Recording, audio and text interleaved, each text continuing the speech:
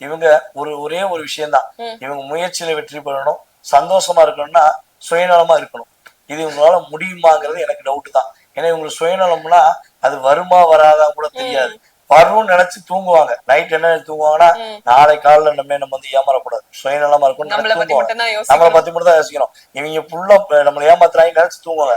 மறுநாள் கால காலிங் அடிச்சு இன்னொரு ஏமாத்துறது ஒருத்தர் வந்து ஐயா சாமி அக்கா சாமின்னா போதும், முடிஞ்சு வச்சு திரும்பி மறந்துடுவாங்க.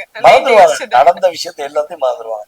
சோ இப்போ உள்ள காலகட்டங்களில் இவங்க முயற்சி வெற்றி பெறும்னு நினைச்சா, சுயநலமா இருக்க ரெடியா இருந்தா சாதனை புரியக்கூடிய ராசியில கடகராசியும். கண்டிப்பா சார், சாதனை புரியக்கூடியவங்கள முதல் இடத்துல இருப்பீங்கன்னு சொல்லியாச்சு. இவங்க என்ன மாதிரியான கடவுள் வழிபாடு செய்யலாம்? நம்மளுடைய கடகராசி என்பர்கள் வந்து பாத்தீங்கன்னா பொதுவாகவே கடகம் வந்து நீர் ராசி. சோ அப்ப நீர்நிலை சார்ந்த கோவில்கள், அவங்க வீட்டு பக்கத்துல நீர்நிலை சார்ந்த கோவில்கள், ஏதாவது கடற்கரை சார்ந்த கோவில்களோ, அது கிணறு, அவங்க வீட்டு பக்கத்துல ஏதாவது கிணறு வச்சு ஒரு கோவில் இருக்கோ, அந்த கோவில்களை போய் இவங்க வழிபாடு செஞ்சாங்கன்னா உறுதியாக கடகம் மீண்டு வரக்கூடிய பாக்கியத்தில் முதன்மையான ராசி என்று சொல்றேன்.